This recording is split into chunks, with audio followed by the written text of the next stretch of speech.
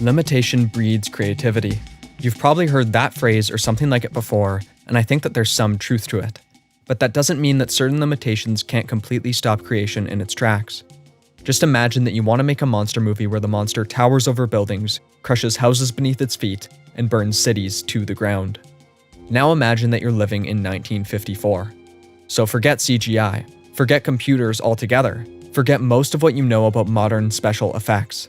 Other than King Kong and the Beast from 20,000 Fathoms, you've got very little to draw inspiration from. Besides, both of those use stop-motion animation to bring their creatures to life, but you don't have time for that method. You only have 3 months. So what do you do now? The answer's obvious. You dress a guy up in a rubber lizard suit, make a miniature model of the city, and you film him destroying stuff. Okay, maybe that wasn't so obvious. It might not even seem like a great idea. Won't it look cheesy and fake? Won't it be hard to believe? Here's the thing though.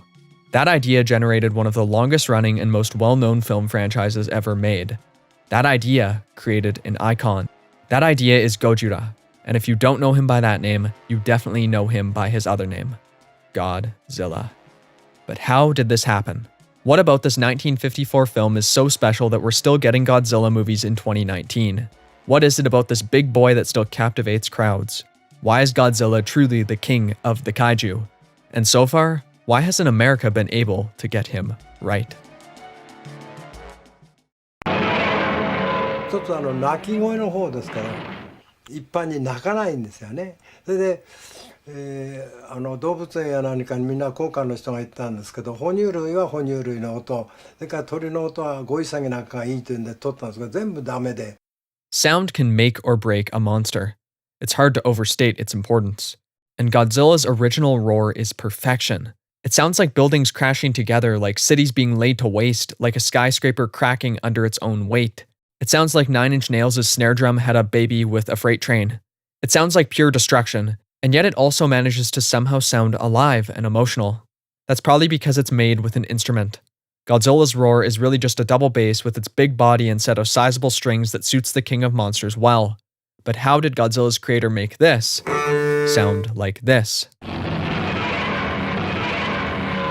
ペグボックスってこう縛るとこありますからあれからこう外すわけです。外してテールピースというところにこう引っかかってますがそれからコマに引っ掛けてこっち側にこう楽器から離すわけですけどそれで、手には革の手袋を履いてそれでこれにコントラバスを弾く時のヤニをつけてそれでこう縦に弾いたわけです。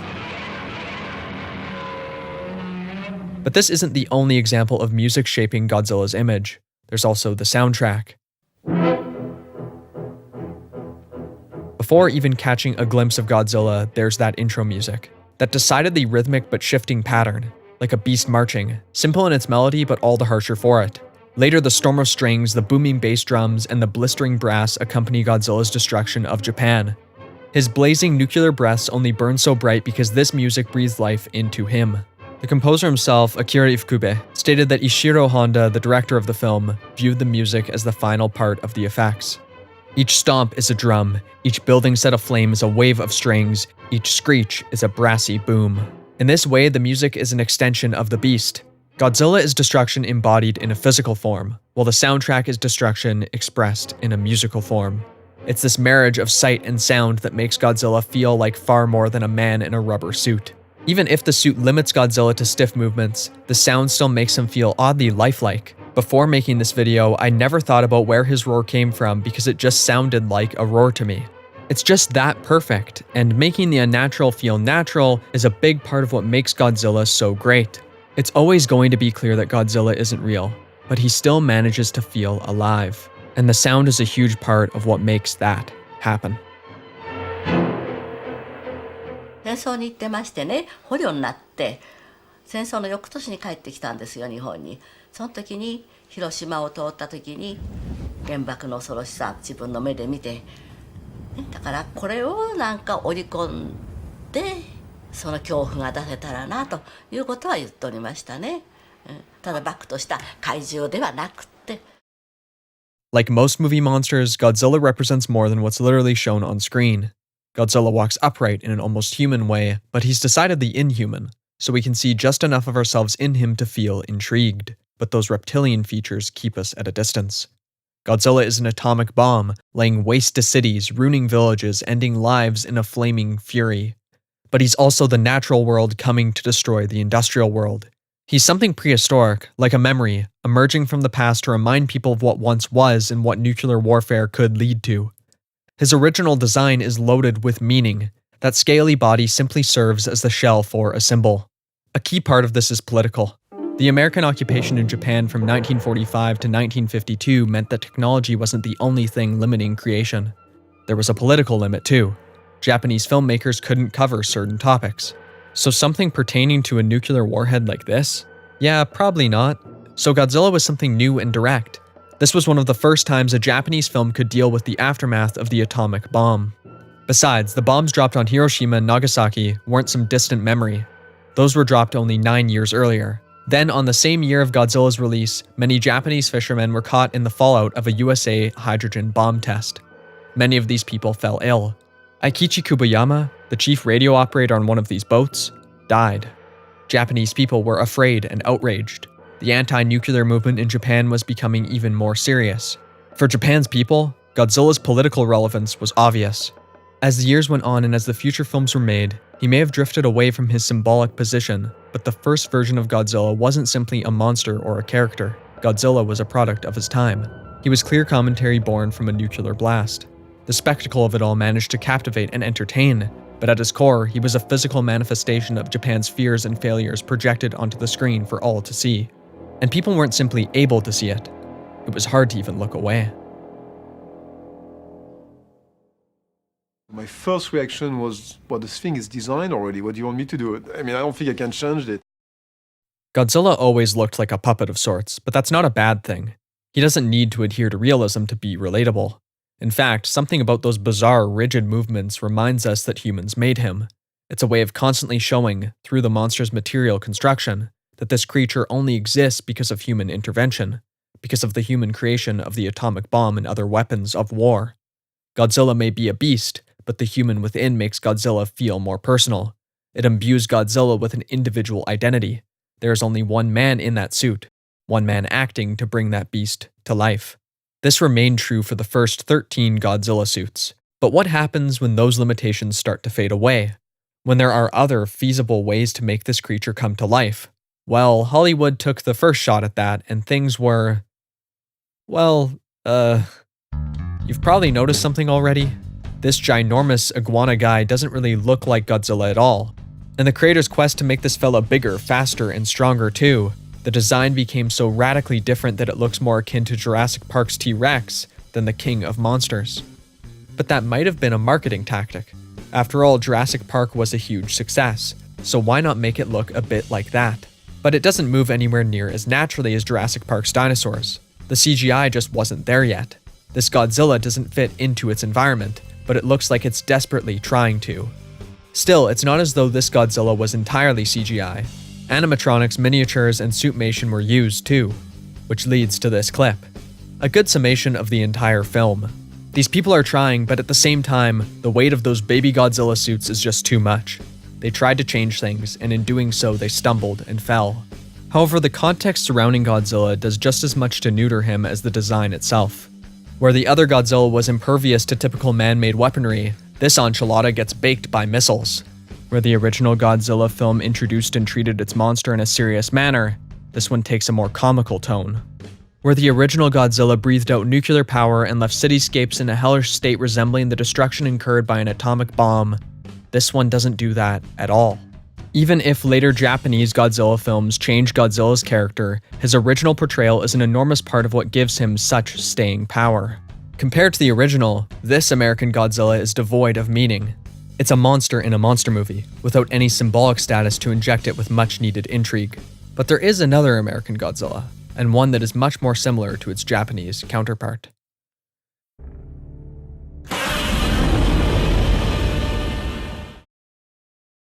SF とかゴジラ映画、ああいうものの中ではあくまでもゴジラが主役で、そして見てる人はゴジラが出てこないとそれを楽しむのがあってんですからね。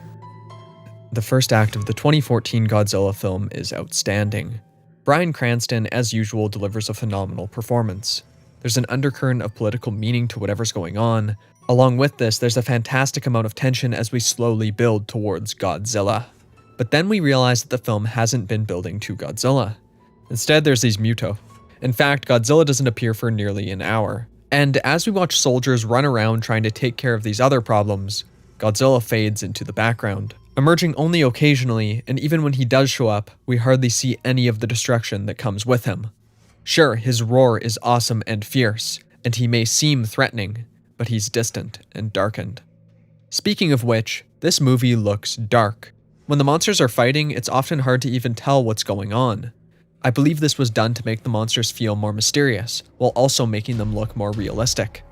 After all, it's harder to see the imperfections in these CGI monsters if there's less detail to see. But that's not really why people like Godzilla. People don't care that he's fake. We know that already. If action and impact must be sacrificed for the sake of realism, then realism should get tossed aside.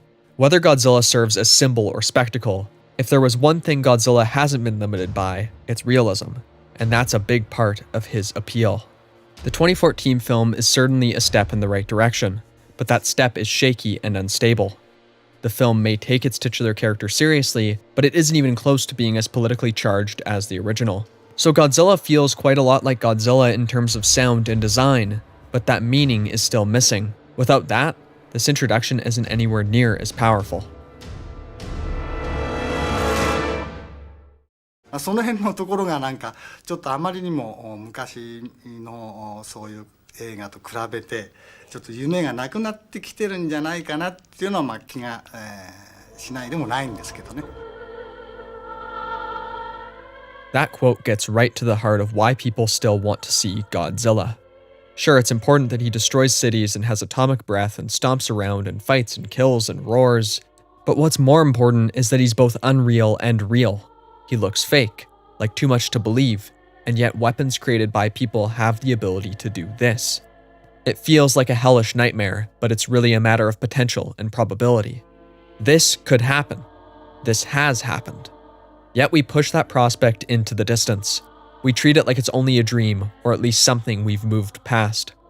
The original Godzilla gives us comfortable absurdity while also confronting us with a harsh truth. We create the worst monsters of all. We dream up the most disgusting destruction and make it a reality. Without that dream, Godzilla is nothing. Remember, without the bomb, there could not have been a monster. But maybe it's the other way around. Maybe without the monster, there couldn't have been a bomb. But that's not how Godzilla has been throughout the years. He's changed. The content and the context surrounding him has become less sinister and serious. Even so, even if the dream isn't so dark, that duality between the unreal and real is key to Godzilla. Without it, he's lacking.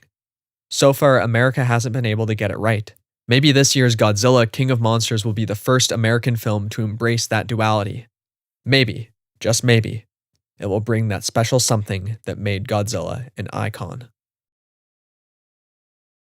Thank you for watching this video. If you enjoyed it, I just wanted to give you a quick reminder to subscribe to the channel and hit the bell if you want to be notified of upcoming videos. As always, I want to thank all my patrons over on patreon.com, and I have some other videos here if you would like to watch those. Anyway, thanks again, and I hope you have an awesome day. Bye-bye for now.